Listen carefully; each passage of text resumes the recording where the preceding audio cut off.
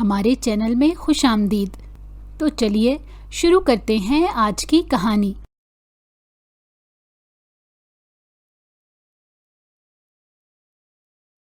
وہ کھلکھلاتی ہوئی گیلری میں بھاگ رہی تھی۔ اپنے کمرے سے نکلنے والے ارسلان کے کانوں میں جب کنزا کی کھنکتی ہوئی ہنسی کی آواز پڑی تو اس کے ماتھے پر بل پڑ گئے۔ بڑی مشکل سے اس نے اپنے اندر اٹھنے والے لاوے پر قابو پایا تھا، کیونکہ کنزا صاحبہ سے پہلے ہی انہیں بہت سی شکایات تھی۔ کل بھی انہوں نے ایک خاص کارنامہ سر انجام دیا تھا جس کی وجہ سے وہ اس کی کلاس لینے کا ارادہ رکھتے تھے۔ ابھی وہ گیلری میں موڑا ہی تھا کہ کسی سے زور سے ٹکرا گیا۔ کیک کی پوری پلیٹ اس کی بلیک کلر کی شرٹ پر جا کر لگی تھی اور آدھا کیک اس کے جوتوں پر گر گیا تھا۔ کنزا جو کہ اپنے ہی دھیان میں بھاگتی چلی جا رہی تھی، سامنے کھڑے اس جلاد کو دیکھ کر اسے جان اپنے وجود سے نکلتی ہوئی محسوس ہوئی۔ ارسلان نے اسے خونخوار نظروں سے گھورا تو اس نے پٹ سے اپنی آنکھیں بند کر لی۔ اس کے خوبصورت لب اس وقت خوف سے پھڑ پھڑا رہے تھے، جبکہ اس کا وجود بھی ہولے ہولے کانپ رہا تھا۔ وہ جانتی تھی اپنی موت کے فرشتے کو وہ دعوت دے چکی ہے اور اب وہاں پر موت کا ناچ دیکھنے کے لیے خود کو تیار کر رہی تھی۔ کیا بدتمیزی ہے یہ! کتنی بار سمجھایا ہے میں نے کہ اس طرح کی بے وقوفوں والی حرکتیں مت کیا کرو۔ تمہیں میری کہی ہوئی بات سمجھ میں کیوں نہیں آتی؟ ارسلان جو شروع ہوا تو چپ ہونے کا نام نہیں لے رہا تھا۔ کنزا نے مجرموں کی طرح اپنے چہرے کو جھکا لیا۔ اس کی آنکھیں آنسوؤں سے بھر گئی تھیں۔ وہ اپنے آنسوؤں کو پینے کی ناکام کوشش کر رہی تھی۔ ارسلان خانزادہ اس کے دل کے حال سے مکمل طور پر انجان، اس پر اپنا غصہ نکالنے میں مصروف تھا۔ میں تم سے بات کر رہا ہوں۔ وہ 2 قدم اس کی طرف بڑھا تو وہ تیزی سے پیچھے کی طرف ہو کر کھڑی ہو گئی۔ وہ مجھے معاف کر دیں۔ کیوں بے وقوفوں کی طرح بھاگ رہی تھی؟ کیا تم 6 سال کی بچی ہو جو تمہیں ہر چیز کے بارے میں سمجھایا جائے گا؟ میں جنید سے بھاگ رہی تھی، اس نے معصومیت سے آنکھیں ٹمٹماتے جواب دیا۔ اسی وقت جنید بھی وہاں پر آ گیا تھا۔ اس کا چہرہ کیک سے بھرا ہوا تھا، جبکہ کچھ کیک اس کے کپڑوں پر بھی لگا ہوا تھا۔ ارسلان نے جس انداز سے اس کو دیکھا، کنزا کا دل کر رہا تھا کہ زمین پھٹے اور وہ اس میں سما جائے۔ بھائی، اس آفت کی پوٹلی نے سب کی ناک میں دم کیا ہوا ہے۔ دیکھیں کیا حال کر دیا ہے اس نے میرے کپڑوں کا۔ ابھی تھوڑی دیر پہلے مجھے اپنے دوستوں کے ساتھ باہر جانا تھا، انہیں ٹریٹ دینی تھی۔ میں اس سے پہلے کہ وہ مزید کچھ کہتا، بہت جلدی سے وہ بول پڑی، یہ جھوٹ بول رہا ہے، مجھ پر الزام لگا رہا ہے۔ دیکھیں پہلے اس نے میرے چہرے پر کیک لگایا تھا۔ اس نے فوراً سے اپنے لال گال ارسلان کے سامنے کیے۔ ارسلان نے بے ساختہ اس کی خوبصورت گالوں سے اپنی نگاہیں چرائیں۔ ابھی اور اسی وقت لائبریری میں جاؤ، میں 5 منٹ کے اندر تمہارے پاس آتا ہوں اور پھر ڈیسائیڈ کروں گا تمہیں کیا سزا دینی چاہیے۔ آپ میرے ساتھ زیادتی کر رہے ہیں، میرا کوئی قصور نہیں۔ اس کے باوجود آپ مجھے ایسے گناہ کی سزا دے رہے ہیں جو میں نے کیا ہی نہیں۔ وہ اپنی صفائی میں بولنا چاہتی تھی، مگر ارسلان نے اسے آنکھوں کے اشارے سے وہاں سے ہٹنے کے لیے کہا۔ اب وہ جنید کی طرف متوجہ ہو گیا۔ تمہیں میں نے کتنی بار سمجھایا ہے کہ اس لڑکی سے دور رہا کرو، تمہیں میری بات سمجھ میں کیوں نہیں آتی؟ یہ سن کر جنید عجیب سے انداز میں مسکرا دیا۔ مجھے ایسا کیوں لگ رہا ہے کہ اس حویلی کا سب سے بڑا وارث اور اس گاؤں کا سردار مجھ سے جیلس ہو رہا ہے؟ وہ اسی کے انداز میں اس کی آنکھوں میں آنکھیں ڈالے جواب دینے لگا۔ تمہارا اس لڑکی کے ساتھ کوئی بھی خاص رشتہ نہیں ہے جو تم اس کے ساتھ فری ہونے کی کوشش کرتے ہو، اور جہاں تک مجھے لگتا ہے تو آپ بھی اس کی محرم نہیں ہیں جو آپ اس کی ذات میں اس حد تک مداخلت کرتے ہیں۔ میرا ابھی تک اس کے ساتھ رشتہ نہیں ہے، لیکن بہت جلد میں اس کے ساتھ ایک مضبوط رشتہ قائم کر لوں گا، اور پھر مجھے امید ہے کہ آپ کو آپ کی اوقات کا پتہ چل جائے گا۔ آپ کی سرداری اور آپ کا روب اور دبدبہ باقی لوگوں کے لیے ہوگا، مجھ پر اس چیز کا ذرا بھی اثر نہیں پڑتا، اور نہ ہی آپ کے غصے یا آپ کی پسند اور ناپسند سے مجھے کوئی فرق پڑتا ہے۔ اس کی آنکھوں میں آنکھیں ڈال کر بات کرتے ہوئے وہ وہاں سے جا چکا تھا۔ ارسلان نے غصے سے اپنی مٹھی بھینچ لی۔ جنید اس کے سب سے چھوٹے چچا کا بیٹا تھا، حد سے زیادہ مطلبی، خود پرست، اپنی منمانی کرنے والا اور دوسروں کو استعمال کرنے والا۔ وہ ایک سیلفش انسان تھا جسے کسی کی بھی کوئی فکر نہیں تھی۔ اس کو صرف اور صرف اپنی خوشیوں کی پرواہ تھی۔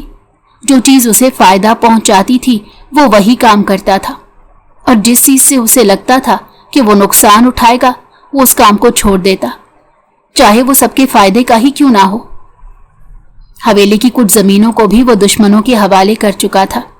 اس راز کے بارے میں ابھی تک صرف اور صرف حویلی کے چند معزز لوگوں کو پتا تھا، جس میں اس کے اپنے بابا جان، اس کے تایا جان اور ارسلان شامل تھا۔ وہ لائبریری میں بیٹھی بے چینی سے ارسلان لالا کے آنے کا انتظار کر رہی تھی۔ تقریباً 15 منٹ گزر چکے تھے مگر ابھی تک وہ وہاں پر نہیں آیا تھا۔ کیا مصیبت ہے، یہ کیوں نہیں آ رہے؟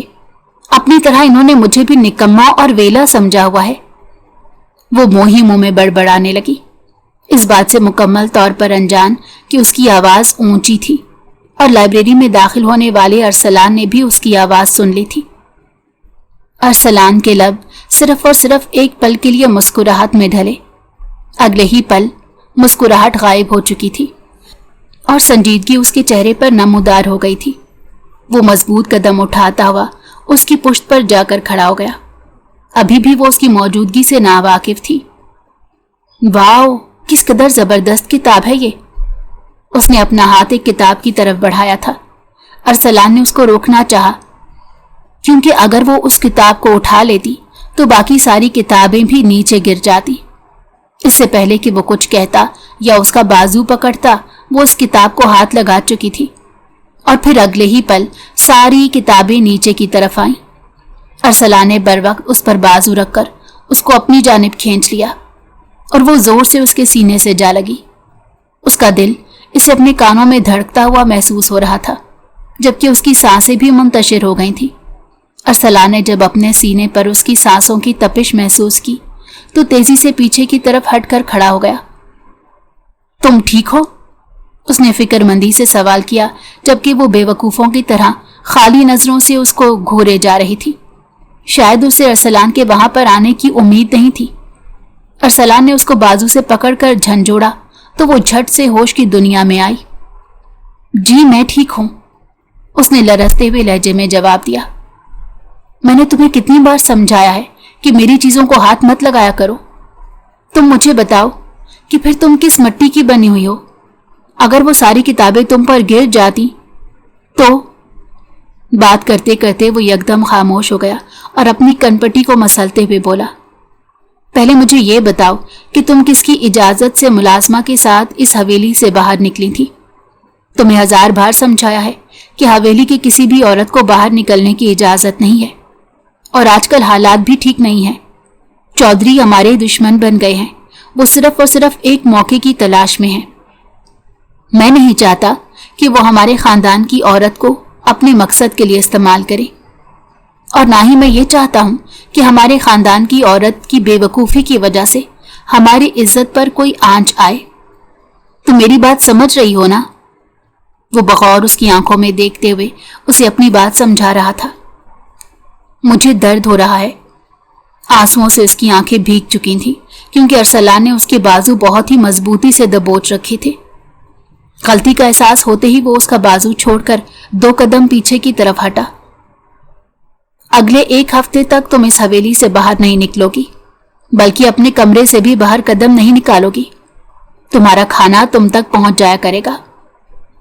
یہ زیادتی ہے، آپ میرے ساتھ غلط کر رہے ہیں۔ جو کہا ہے وہ کرو، اور اگر میں نے آپ کی بات نہیں مانی تو آپ کیا کریں گے؟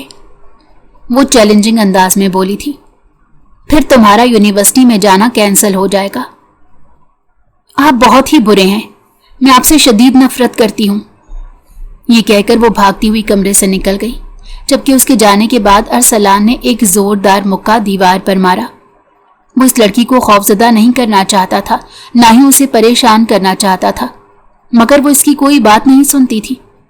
جس چیز سے ارسلان اسے منع کرتا وہ ہمیشہ وہی کام کرتی تھی۔ اس کو لگتا تھا کہ ارسلان اس پر بلا وجہ سختی کرتا ہے، وہ یہ سمجھنے کے لیے تیار ہی نہیں تھی کہ یہ سب کچھ ارسلان صرف اور صرف اس کی بہتری کے لیے کر رہا ہے۔ وہ نہیں چاہتا کہ وہ معصوم سی لڑکی اس کے دشمنوں کے عتاب کا نشانہ بنے۔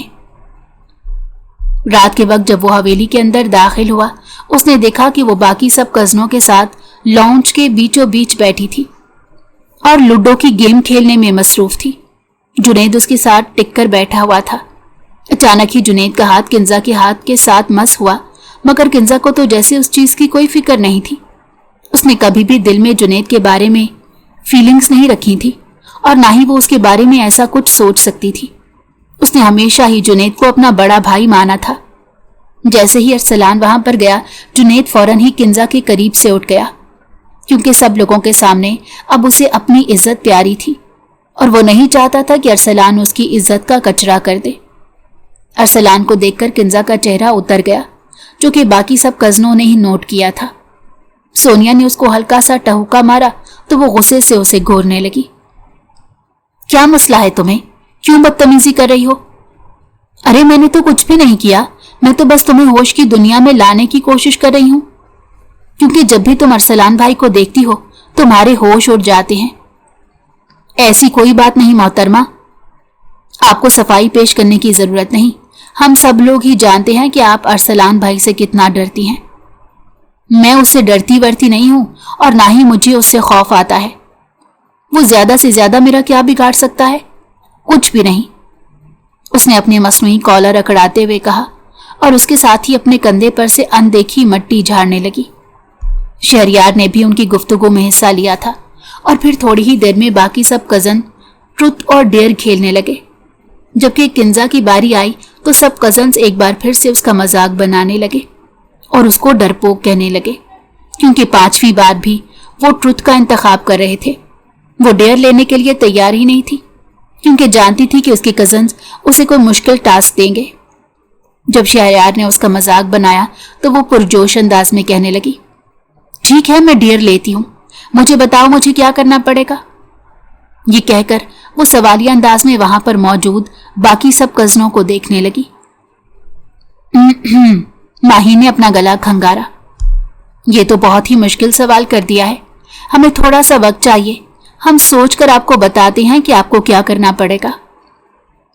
وہ شرارتی انداز میں شہریار کو گھورنے لگے اور پھر سب کزنوں نے ایک دوسرے سے مشورے کے بعد اسے ٹاسک دے دیا کہ تم ارسلان بھائی کے کمرے میں جا کر ان کے ہونٹوں پر لپسٹک لگاؤ گی۔ یہ سن کر اسے لگا تھا کہ 7واں آسمان اس کے سر پر گر گئے ہیں۔ اس کی حالت ایسی تھی جیسے کاٹو تو بدن میں لہو نہیں۔ اس نے بے یقینی سے نفی میں سر ہلایا۔ میں یہ نہیں کر سکتی، وہ جھٹ سے بولی۔ تم تو کہہ رہی تھی تم ارسلان لالا سے نہیں ڈرتی۔ ہاں میں ان سے نہیں ڈرتی، تو پھر یہ ٹاسک کرنے سے کیوں گھبرا رہی ہو؟ اور مت بھولو کہ تمہیں ہر حال میں یہ کرنا پڑے گا، اور اگر تم نے ایسا نہ کیا تو پھر ہم تمہیں اپنے ساتھ ٹرپ پر نہیں لے کر جائیں گے، کیونکہ یہاں پر موجود سب لوگوں نے ہی اپنے اپنے ٹاسک مکمل کیے تھے، اب تمہیں بھی یہ کرنا ہی پڑے گا۔ اسے زندگی میں پہلی بار اپنے کزنز پر شدید غصہ آ رہا تھا۔ اس کا دل کر رہا تھا سب کو جان سے مار دے، جو کہ اس کی عزت کے دشمن بنے ہوئے تھے۔ اگر میں پکڑی گئی تو؟ کیوں ڈرتی ہو یار؟ ارسلان لالا تو ویسے بھی تمہیں بہت پسند کرتے ہیں، انہیں تو تم سے خاص محبت ہے، میں نے تو ان کی آنکھوں میں تمہارے لیے پسندیدگی بھی دیکھی ہے۔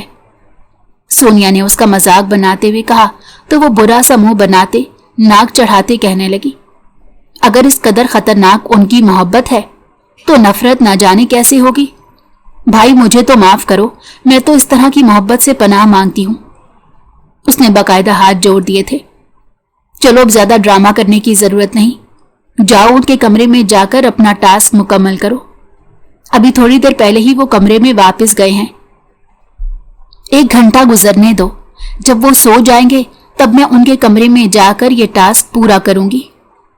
اپنے اندر ہمت جمع کرتے ہوئے اس نے بڑی مشکل سے یہ بات کہی تھی، جبکہ باقی سب لوگ مسکراتی ہوئی نظروں سے اسے گھور رہے تھے۔ مجھے تم سے یہی امید تھی، مجھے پتا تھا کہ تم ہم لوگوں کو مایوس نہیں کرو گی، تم کسی شیرنی سے کم نہیں ہو۔ شہریار نے اس کے کندھے کو تھپکا تو وہ اسے گھور کر رہ گئی۔ फिर रात तकरीबन 12 बजे का वक्त था जब सब कजन एक बार फिर से उसको परेशान करने के लिए आ गए। आपका वक्त हुआ चाहता है, जाएं और उनके कमरे में जाकर ये काम मुकम्मल करें। फिक्र मत कीजिएगा, अगर आपको किसी भी किस्म की मदद की जरूरत पड़ी तो हम अपनी फोर्सेस आपकी तरफ भिजवा देंगे। बस आप एक चीख मारिएगा और हम हाजिर हो जाएंगे। डरने और घबराने की बिल्कुल भी जरूरत नहीं। ये कहकर शहरयार ने उसे आंखों ही आंखों में वहां से जाने का इशारा किया। वो मरे मरे कदमों से अरसलान के कमरे की तरफ बढ़ने लगी। दिल ही दिल में वो दुआ कर रही थी कि उसका कमरा अंदर से लॉक हो, मगर उसकी बदकिस्मती ये कि कमरे का दरवाजा खुला हुआ था। चलो चलो अंदर जाओ। सोनिया की बात सुनकर उसने दिल ही दिल में आयतल कुर्सी पढ़कर अपने ऊपर फूंक मारी और कमरे में दाखिल हो गई। कमरे में सिर्फ 0 बल्ब जल रहा था। हल्की हल्की रोशनी में उस दुश्मने जां का चेहरा धुंधला नजर आ रहा था, मगर उसके चेहरे पर सदा का सुकून फैला हुआ था। अपने हाथ में पकड़ी हुई लिपस्टिक को उसने मजबूती से दबोच लिया। सबसे मुश्किल काम तो उस जालिम इंसान के चेहरे पर मेकअप करना था। या अल्लाह, ये मैं किस मुश्किल में फंस गई हूं। अगर मुझे पता होता कि मेरे जलील कजन मुझे इतना ख्वार करेंगे तो मैं कभी भी उनके साथ गेम ना खेलती। मुझे तो लग रहा है वो मौके की तलाश में थे, क्योंकि वो बहुत ज्यादा शरारती थी और इसने हर किसी की नाक में दम कर रखा था। इसीलिए सब लोग ही उसे अपना बदला लेना चाहते थे और फिर उन्होंने मशवरे से इसके साथ गेम खेलने का फैसला किया था। वो ठीक सोच रही थी। ये सब उसके सब कजनों की प्लानिंग थी, जो कि अब बाहर पुरजोश अंदाज में बैठे खुशगपियों में मसरूफ थे और अंदाजे लगा रहे थे कि अगर उस जल्लाद की आंख खुल जाती है तो वो उसके साथ क्या सलूक करेगा। मुझे तो लग रहा है वो उसे धक्के मारकर कमरे से बाहर निकाल देगा। जुनैद ने अपने ख्याल का इजहार किया तो सोनिया ने फौरन से नफी कर दी। ऐसा कुछ भी नहीं होगा, वो उसे कुछ भी नहीं कहेगा। हो सकता है वो उसे डांट दे, मगर वो उसे कभी भी धक्के देकर कमरे से बाहर नहीं निकालेगा। वो किंजा की बहुत इज्जत करता है। तुम्हें इस बारे में कैसे पता? मैंने उनकी आंखों में किंजा के लिए पसंदीदगी देखी है, उसने कंधे उचकाते हुए लापरवाही से कहा था। वहां पर बैठे हुए सब कजन ही हंसने लगे। क्या जबरदस्त जोक सुनाया है तुमने। वो मोहब्बत करेगा किंजा के साथ? ऐसा कभी मुमकिन ही नहीं हो सकता। शायद तुम्हें अंदाजा नहीं कि अरसलान को किंजा जैसी लड़कियों से कितनी शदीद नफरत है। 2-3 बार तो वो अपने ख्यालात का इजहार सबके सामने भी कर चुका है। वो कभी भी उस लड़की को पसंद नहीं कर सकता। जरमीना को उसकी ये बात पसंद नहीं आई थी। वो कैसे ये बात कबूल कर सकती थी, जबकि हकीकत में तो वो खुद अरसलान से मोहब्बत करती थी। वो खुद अरसलान को पसंद करती थी, आज से नहीं बल्कि बचपन से, क्योंकि उसके छोटे से जहन में उसकी माँ ने यह बात डाली थी कि मैं अपनी बेटी का निकाह इस हवेली के सबसे बड़े बेटे और गांव के सरदार से कराऊंगी। बचपन से ही उसने सिर्फ अरसलान के ख्वाब देखे थे। उसकी माँ नहीं जानती थी कि उन्होंने अपनी बेटी के जहन में ये बात डालकर उसके साथ कितनी बड़ी ज्यादती कर दी है। खैर, तुम लोगों को जेलस होने की जरूरत नहीं। अगर वो उसको पसंद भी करता है तो ये बहुत ही अच्छी बात है। उन दोनों की जोड़ी बहुत जबरदस्त लगेगी। सोनिया ने फिर से वहां पर बैठे हुए 2 लोगों को जलाया था। एक तो जुनैद था जो किंजा को पसंद करता था और हर हाल में उसे हासिल करना चाहता था। दूसरी तरफ जरमीना जो अरसलान साहब की दीवानी थी। मुझे अभी तक अंदर से चीखने चिल्लाने की आवाज नहीं सुनाई दी। लगता है वो अपना टास्क मुकम्मल करने में कामयाब हो गई है। शहरयार ने जब देखा कि बहस का रुख बदल रहा है और माहौल काफी संजीदा हो गया है तो उसने फौरन ही बात तब्दील की। किंजा जब से उसके कमरे में गई थी वो दीवार से टेक लगाकर खड़ी थी। उसमें इतनी हिम्मत भी नहीं हो रही थी कि वो एक कदम उसकी तरफ बढ़ाती। या मेरे अल्लाह, मेरी मदद कर, मुझे इस मुश्किल से बाहर निकाल दे। ना सिर्फ उसने उस जल्लाद का मेकअप करना था, बल्कि उसके साथ साथ उसने उसकी तस्वीर भी खींचनी थी ताकि बाहर मौजूद लोगों को यकीन दिला सके। वो लोग भी बहुत तेज थे। उन्हें मालूम था कि अगर उन्होंने तस्वीर का मुतालबा ना किया तो किंजा उन्हें चकमा देने की कोशिश करेगी। हिम्मत करो किंजा और आगे बढ़ो, बता दो दुनिया को कि तुम इस जल्लाद से नहीं डरती। हमेशा की तरह उसकी आवाज ऊंची थी। अरसलान उसकी बातें बखूबी सुन सकता था। बार बार उसके लबों पर धीमी सी मुस्कुराहट नमूदार होती थी, जो कि पल भर की देरी के बाद गायब हो जाती थी। वो अब उसके करीब आकर उसके सिरहाने बैठ गई थी। ये इंसान सोते हुए कितना मासूम लगता है, उसने बेसाख्ता सोचा। अरसलान की घनी पलकें उसकी गालों पर साया फिगन थी। अल्लाह जी, ये तो ज्यादती है। मैं लड़की हूं और मेरी इतनी लंबी पलकें नहीं हैं जितनी लंबी पलकें इनकी हैं। उसने एक बार फिर से वहां पर बैठे बैठे ऊंची आवाज में शिकवा किया। अरसलान के लिए मजीद अनजान बनने का लबादा उड़ना मुश्किल हो रहा था। उसका दिल कर रहा था वो झट से अपनी आंखें खोल दे, क्योंकि अभी तक वो वाकिफ नहीं था कि वो उसके कमरे में क्यों आई है। उसे हैरत भी हो रही थी और तजस्सुस भी हो रहा था, क्योंकि वो लड़की जो कि दिन की रोशनी में उसे बात करने से घबराती थी, वो अब रात के अंधेरे में अकेली उसके कमरे में मौजूद थी।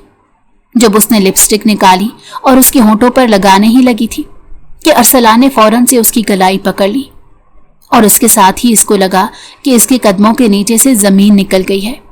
उसका दिल कर रहा था कि जमीन फटे और वो उसमें समा जाए, फिर उसके पास जादू की छड़ी आ जाए जिसे घुमाकर वो यहां से गायब हो जाए। अरसलान ने अपनी लाल आंखें खोली। उसकी नींद बहुत ही कच्ची थी।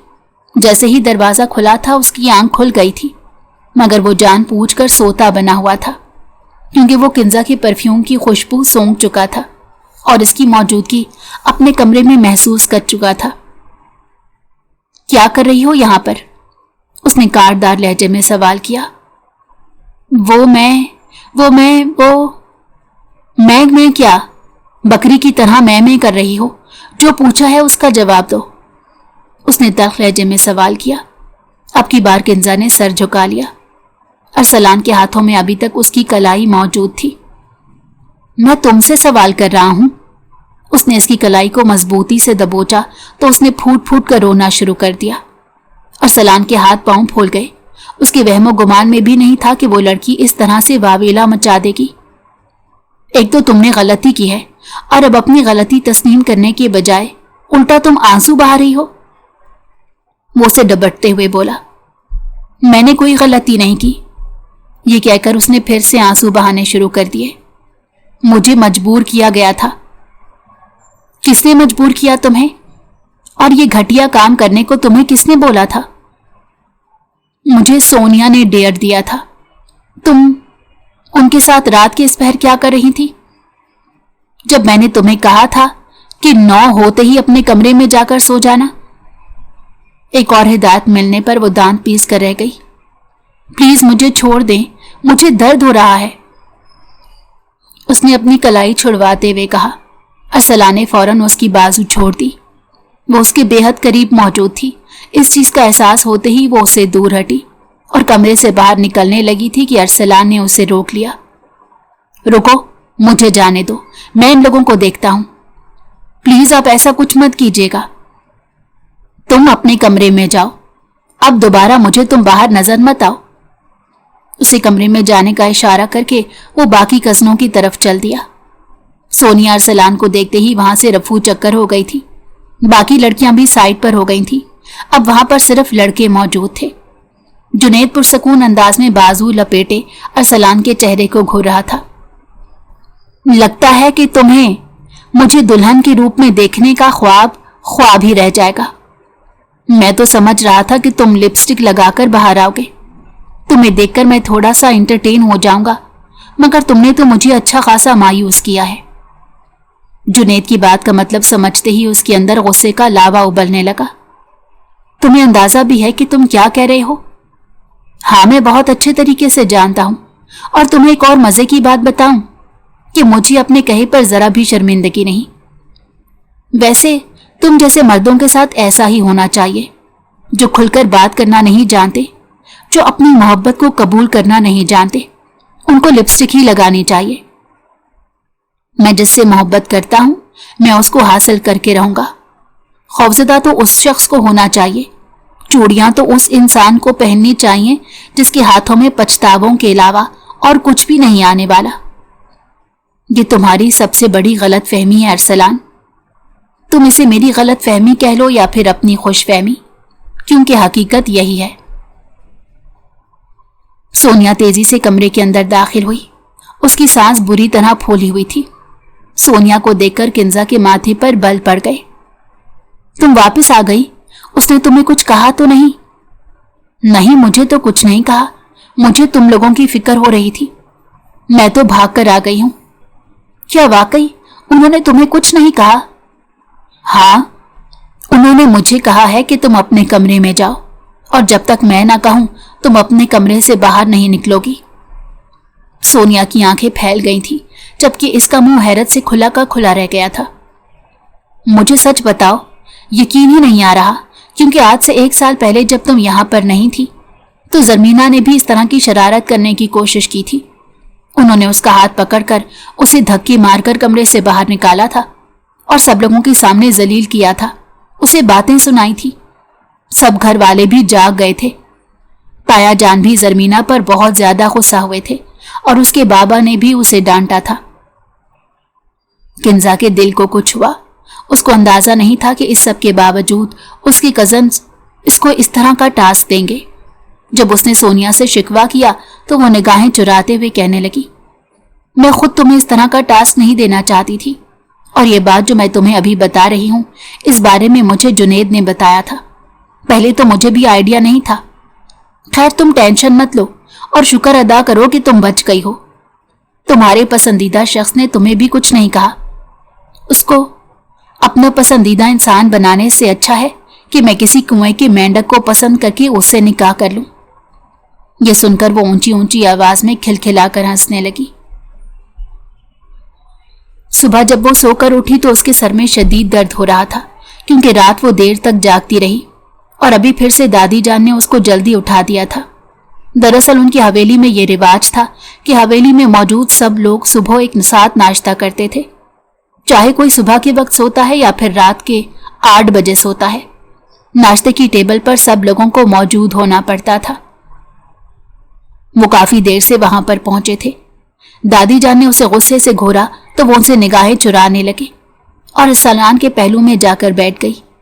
दादी जान ने उसे जो खबर सुनाई थी तो उसको अपना दिल सीने से निकलता महसूस हुआ था।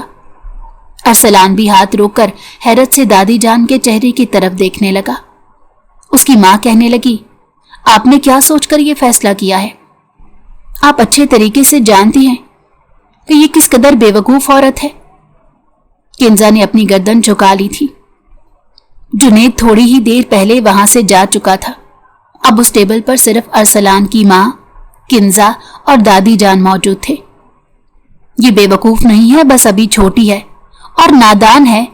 थोड़ा सा वक्त गुजरेगा तो ये सारी चीजें समझ जाएगी। और तुमने तो सुना ही होगा कि जब इंसान के सर पर जिम्मेदारी आती है तो इंसान समझदार हो जाता है। मगर मैं अपने बेटे की जिंदगी किसी भी तजर्बे की नजर नहीं करना चाहती अम्मा जान। किंजा खुद पर काबू नहीं रख पाई थी। वो वहां से उठकर चली गई थी। जानती थी कि अगर वो मजीद थोड़ी देर वहां बैठी रही तो उसकी आंसुओं का सिलसिला एक बार फिर से जारी हो जाएगा और वो ऐसे लोगों के सामने रोकर अपने आंसुओं को बेकदर नहीं करना चाहती थी जिन लोगों को उसके जज्बात की कोई फिक्र नहीं थी। उसे रोता हुआ देखकर सोनिया परेशान हो गई। क्या हुआ है? क्या मैं बहुत बुरी हूं? वो उससे सवाल कर रही थी। नहीं मेरी जान, तुम तो बहुत अच्छी हो। तुम तो एक साफ दिल की मालिक, एक बहुत मासूम लड़की हो। जिस इंसान के भी नसीब में तुम लिखी गई हो, मैं उस इंसान को दुनिया का खुशकिस्मत तरीन इंसान तस्वुर करती हूं। तो फिर सब लोग मुझसे इस कदर नफरत क्यों करते हैं? मुझे बताओ कि मेरी मां से जो गलती हुई थी उसमें मेरा क्या कसूर था? मैं तो उस वक्त इस दुनिया में भी नहीं आई थी और वो भी तो मेरी मां का माजी था। मेरी मां ने कभी भी उस माजी की ख्वाहिश नहीं की थी, बल्कि वो उसकी मजबूरी थी। ये तो अल्लाह ताला का उन पर करम हुआ कि अल्लाह ताला ने उन्हें उस दलदल से निकालकर इज्जत वाली जगह पर जगा दी। हाँ मेरी जान, तुम बिल्कुल ठीक कह रही हो। मैं भी ऐसा ही सोचती हूँ और मुझे अपनी चच्ची जान से किसी भी किस्म का कोई शिकवा नहीं। तुम मुझे बताओ कि तुम्हें हुआ क्या है। दादी जान ने थोड़ी देर पहले ये ऐलान किया है कि वो अरसलान से मेरा निकाह करवाएंगी, और ये तो बड़ी खुशी की बात है। मगर ताई जान ऐसा नहीं चाहती हैं। वो मुझसे शदीद नफरत करती हैं। वो मुझे कमअक्ल और बेवकूफ समझती हैं। उन्होंने अरसलान और दादी जान के सामने ये बात कही है, और अगर वो ऐसा सोचती हैं तो फिर भी मैं उन्हें बता देना चाहती हूँ कि मुझे भी उनके बेटे में कोई खास दिलचस्पी नहीं है। मैं कोई पागल नहीं हूं जो एक जल्लाद को अपनी जिंदगी में शामिल करूंगी। वो हद से ज्यादा जज्बाती हो गई थी। अरे अरे, क्या हो गया है तुम्हें? इतना गुस्सा मत करो। वो बड़ी हैं, अगर उन्होंने तुम्हें कुछ कह दिया तो बस पी जाओ। दादी जान, मैं अम्मी जान की वजह से बहुत ज्यादा शर्मिंदा हूं। अरसलान ने खाने से हाथ रोककर दादी जान के चेहरे की तरफ देखते संजीदगी से कहा, क्या तुम इस रिश्ते के लिए तैयार हो? हाँ, मैं उस औरत से मोहब्बत करता हूं और मैं उसके साथ जिंदगी गुजारना चाहता हूं। वो औरत मुझे अच्छी लगती है, और जहां तक उसकी बेवकूफियों का सवाल है तो मैं जानता हूं कि वक्त गुजरने के साथ साथ वो बेहतर हो जाएगी। मैं उसे खुद सारी चीजें समझाऊंगा, उसे अच्छे और बुरे की तमीज बताऊंगा। मेरे शेर बच्चे, मुझे तुमसे यही उम्मीद थी। उन्होंने उसके कंधे को थपका। वो जानती थी कि अरसलान किंजा से बहुत मोहब्बत करता है। वो अपने पोते की आंखों में उसके लिए पसंदीदगी की चमक देख चुकी थी, मगर अपनी बहू की वजह से थोड़ी परेशानी थी, जो किंजा की मां की वजह से उससे नफरत करती थी। दरअसल किंजा के बाप ने एक तवाइफ से शादी की थी जो कि एक रकासा थी। वो अरसलान की मां की बहन के साथ कमिटेड थे, मगर उन्होंने ना सिर्फ मंगनी तोड़ दी थी बल्कि उसके साथ साथ हवेली भी छोड़ दी थी। उनके बाबा जान अपने बेटे से ज्यादा अरसे तक दूर ना रह सके, तो उन्होंने अपने बेटे को माफ करके दोबारा से हवेली में बुला लिया, क्योंकि वो उनके लाडले और सबसे छोटे बेटे थे। वो कैसे उनसे दूरी इख्तियार कर सकते थे। यूं वो अपने बाप के पास हवेली में वापस चले आए, मगर यहां पर आमना बेगम के लिए जिंदगी गुजारना मुश्किल था, क्योंकि उनकी जेठानी साहिबा जवेरिया बेगम उनको परेशान करती थी, बातें सुनाती थी और उनके काम खराब करने की कोशिश में लगी रहती थी। उनका यही दिल करता कि वो किसी तरह से अपनी देवरानी को नीचा दिखा सके। जहां पर चंद रिश्तेदार बैठे होते थे वहां पर वो उनके माजी को खोलकर बैठ जाती। सालार साहब ये सब कुछ बर्दाश्त न कर सके, इसीलिए वो अपनी बीवी को लेकर अलग हो गए। आज से 1 साल पहले उनका एक्सीडेंट में इंतकाल हो गया था। वो उसे इस दुनिया में अकेला छोड़कर चले गए थे। दादी जान अपनी पोती को लेकर वापस हवेली आ गई थी। ताई जान उससे शदीद नफरत करती थी, उठते बैठते उसे ताने देती थी, और वो रोने के अलावा और कुछ भी नहीं कर सकती थी। दूसरी तरफ अरसलान साहब ने भी उसका जीना हराम किया हुआ था, उस पर हद से ज्यादा सख्ती करते। वो काफी शरारती तबीयत की मालिक थी। वो जानती थी अरसलान को उसकी ये तबीयत बहुत जहर लगती है। उसको शिकवा यही था कि अरसलान को आखिर उसकी जात से क्या मसला है, वो क्यों उसके मामले में हद से ज्यादा दखल अंदाजी करता है, जबकि इस चीज का इख्तियार सिर्फ और सिर्फ दादी जान को होना चाहिए। रात 2 बजे का वक्त था। वो लॉन में चहलकदमी कर रही थी। नींद उसकी आंखों से कोसों दूर थी। उसको दादी जान से बात किए तकरीबन 2 दिन गुजर चुके थे। उसके बाद वो दादी जान के कमरे में भी नहीं गई। वो बाकी सब हवेली वालों के सामने जाते हुए अवॉइड कर रही थी। वो सब खाना खाकर फारिग हो जाते तो वो तब खाना खाती, और वो कोशिश करती थी कि किचन में भी कोई कजन मौजूद ना हो। तुम यहां पर क्या कर रही हो? काफी सर्दी है, अपने कमरे में जाओ वरना बीमार हो जाओगी। जरमीना उसके पहलू में खड़ी थी। क्या फर्क पड़ता है मेरी बीमारी से किसी को? बाकी किसी को तो फर्क नहीं पड़ता, मगर तुम्हें अच्छा खासा फर्क पड़ेगा, क्योंकि जब तुम किसी की मोहताज होगी और कोई तुम्हारा ख्याल रखने को नहीं होगा तो तब तुम्हें अपनी गलती का एहसास होगा। ये सुनकर खाली खाली नजरों से जरमीना के चेहरे की तरफ देखने लगी। दादी जान ने तुम्हारे और अरसलान के निकाह की डेट फिक्स कर दी है, क्या तुम्हें इस बारे में पता है? जरमीना ने उससे सवाल किया तो उसने नफी में सर हिला दिया। मुझे तो किसी ने कुछ नहीं बताया, क्योंकि तुम उनके लिए अहमियत ही नहीं रखती। जहां तक अरसलान का सवाल है तो वो भी तुमसे शदीद नफरत करते हैं। मैं जानती हूं, मैं सब कुछ जानती हूं, मगर मैं क्या करूं, मुझे समझ नहीं आ रही। तुम्हारे पास सिर्फ एक ही रास्ता है, इस हवेली से चली जाओ, क्योंकि इस तरह से ही तुम अपने आप को उस जल्लाद से महफूज रख सकती हो, वरना तुम तो जानती हो कि वो किस कदर जालिम और घटिया शख्स है। वो सोच भी नहीं सकती थी कि ज़रमीना कभी अरसलान के लिए इस तरह के अल्फाज का चुनाव करेगी। तुम हैरान हो रही हो कि मैं उसके बारे में इस तरह की वर्डिंग क्यों इस्तेमाल कर रही हूं? ज़रमीना उसके जहन को पढ़ते हुए फौरन से पूछने लगी तो उसने हाँ में सर हिला दिया। वो इसी वजह से, क्योंकि मैं उस इंसान के माजी से वाकिफ हूं। न जाने कितनी मासूम लड़कियों की जिंदगी बर्बाद कर चुका है वो दरिंदा, और मैं नहीं चाहती कि वो तुम्हारी जिंदगी के साथ खेले। मैं जानती हूं तुम्हारे बहुत से ख्वाब हैं जिन्हें तुम्हें हर हाल में पूरा करना है, और मैं चाहती हूं तुम्हें अपने ख्वाबों को पूरा करने का मौका मिले। उसके लिए सिर्फ एक ही रास्ता है कि तुम यहां से चली जाओ। मगर मेरे पास कुछ नहीं है, मेरे पास कोई ठिकाना नहीं। मैं किस लिए हूं? मैं तुम्हारी मदद करूंगी, हर जगह पर तुम्हें गाइड करूंगी। जहां पर तुम्हें मेरी जरूरत होगी वहां पर मैं तुम्हारे कंधे से कंधा मिलाकर खड़ी हो जाऊंगी। ज़रमीना ने उसे अपनी मदद का यकीन दिलाते हुए कहा, मैं बस चाहती हूं कि मेरी बहन उस जालिम इंसान के शिकंजे से निकल जाए। जो इंसान तुम्हारी माँ की इज्जत नहीं करता, जो इंसान तुम्हारी माँ के बारे में बुरे अल्फाज इस्तेमाल करता है, वो तुम्हारी इज्जत कैसे कर सकता है? तुम खुद ही सोचो। उसे सिर्फ और सिर्फ तुम्हारे हुस्न से गर्ज है, लेकिन 2 ही दिन में उसकी ये ख्वाहिश भी पूरी हो जाएगी, और फिर उसके बाद वो तुम्हें टिश्यू पेपर की तरह इस्तेमाल करके फेंक देगा। दरअसल उसके 3रे नंबर वाले ताया जान अमेरिका में रहते थे। वहां पर उनकी अपनी एक बहुत बड़ी कंपनी थी। उन्हें हवेली के माहौल से कभी भी कोई दिलचस्पी नहीं रही थी, और ना ही उन्हें ये सारी चीजें पसंद थी। वो सरदारी के सिस्टम से भी शदीद नफरत करते थे। उन्होंने अपनी एक अलग छोटी सी दुनिया बसाई हुई थी, जिसमें वो बहुत खुश और मुतमईन थे, और अगर कोई उन्हें वापस बुलाने की बात करता तो वो साफ इनकार कर देते थे। ज़रमीना ने उससे वादा किया था कि वो उसे ताया जान के पास भेज देगी। निकाह से एक रात पहले वो अपने कमरे में जाने लगी कि किसी से टकराते टकराते बची। निगाहें उठाकर देखा तो सामने ही अरसलान खड़ा था, जो उसे पसंदीदा और पुरशौक नजरों से इसके चेहरे की तरफ देख रहा था।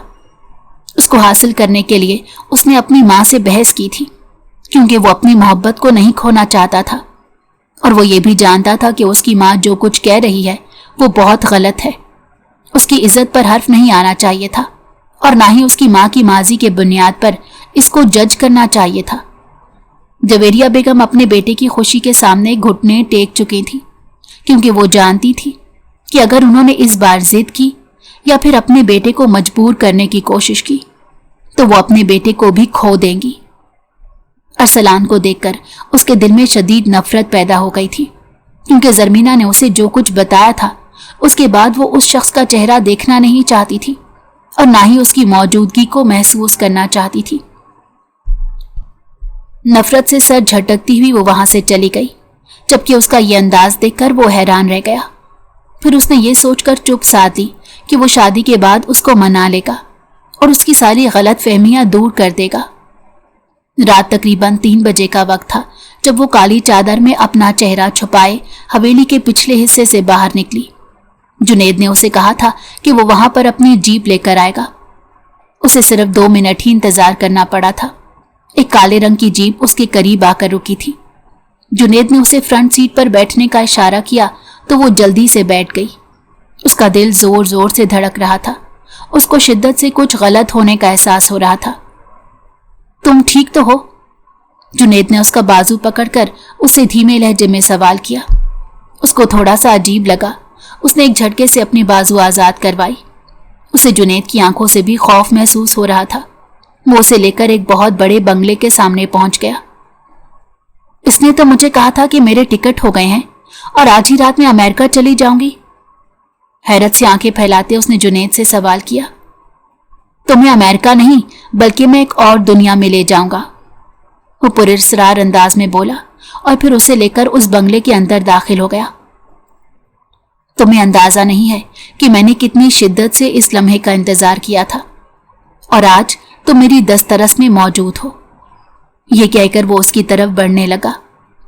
وہ 2 قدم پیچھے کی طرف ہٹ کر کھڑی ہو گئی۔ دور ہو جاؤ، کیا کر رہے ہو تم؟ صرف ایک انسان تم پر حق رکھتا ہے اور وہ میں ہوں۔ دیکھو، میرا تمہارے ساتھ کسی بھی قسم کا کوئی تعلق نہیں، وہ چلاتے ہوئے بولی، مگر سامنے کھڑا جلاد کہاں اس کی بات سننے کو تیار تھا۔ اسے تو صرف اور صرف اپنا مطلب پورا کرنا تھا اور اس کو استعمال کر کے اپنی انا کو تسکین پہنچانی تھی۔ اس سے پہلے کہ وہ اسے ہاتھ لگاتا، کسی نے اس کا بازو بیچ میں ہی روک دیا۔ اگلے ہی لمحے ارسلان نے اس کے چہرے پر ایک زوردار مکہ مارا تو وہ لڑکھڑاتے ہوئے زمین پر گر پڑا۔ اس کے ناک سے خون نکلنے لگا تھا۔ ارسلان اس کو جان سے مار دیتا، مگر وہ بیچ میں آ گئی تھی۔ جنید کی حالت اس وقت بہت خراب ہو گئی تھی۔ ارسلان نے اپنے گارڈز کو بلا کر انہیں ہدایت کی کہ اسے اسپتال لے کر جاؤ، اور اپنی ہونے والی بیگم کا بازو پکڑ کر اس کو گھسیٹتا ہوا حویلی لے کر آ گیا۔ وہ اسے کوئی بات نہیں کر رہا تھا اور نہ ہی اس کی کوئی بات سننے کو تیار تھا۔ اس نے صرف اس سے اس شخص کا نام پوچھا تھا جس نے حویلی سے نکلنے میں اس کی مدد کی تھی، اور کنزا نے بغیر کسی احتجاج کے زرمینہ کا نام اسے بتا دیا، اور پھر اگلے ہی دن زرمینہ اور اس کی ماں کو بھی حویلی سے نکال دیا گیا۔ ارسلان نے اعلان کر دیا تھا کہ وہ نکاح اور رخصتی ایک ہی دن کروائے گا۔ جویریہ بیگم نے اس بار کسی بھی قسم کی مزاحمت نہیں کی تھی، کیونکہ وہ جانتی تھی کہ ان کا بیٹا اپنی مرضی کا مالک ہے۔ وہ اپنے نکاح کے دن بہت خوبصورت لگ رہی تھی، آسمان سے اتری ہوئی کوئی پری معلوم ہو رہی تھی۔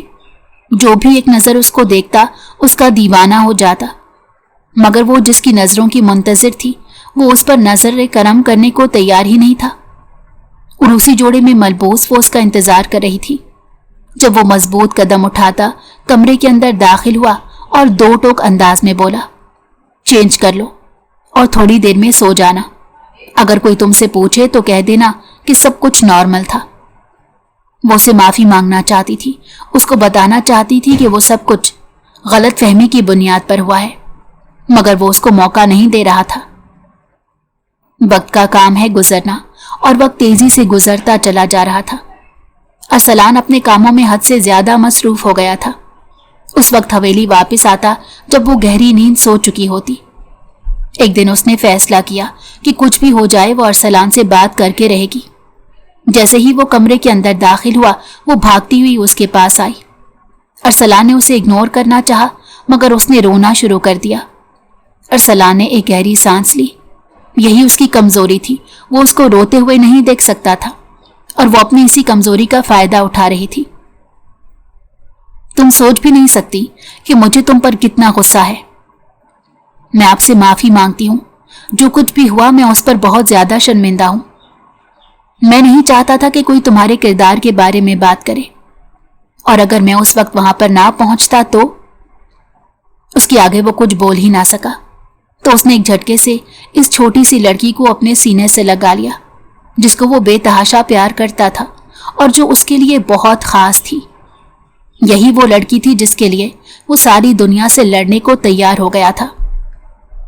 تمہیں سب سے پہلے تو اپنی بے وقوفیوں کو تھوڑا سا کم کرنا ہوگا، اور مجھ پر بھی یقین کرنا ہوگا۔ اگر تمہیں کوئی بھی شکوہ ہے تو تم مجھ سے آ کر بات کرو گی، تمہیں کوئی بھی شکایت ہے تو تم مجھ سے کرو گی، اور کسی کی باتوں کی طرف توجہ نہیں دو گی۔ وہ اس کے چہرے کو اپنے ہاتھوں کے پیالے میں لیتا ہوا جذبات سے چور لہجے میں بولا، تو اس نے فوراً سے ہاں میں سر ہلا دیا۔ ارسلان نے نہ تو اسے کبھی کسی چیز کا تانا دیا تھا اور نہ ہی کبھی ماضی کا حوالہ دیا تھا۔ وہ بلا شبہ ایک بہت ہی اچھا شوہر ثابت ہوا تھا۔ وہ بھی ارسلان کو پا کر بہت زیادہ خوش تھی۔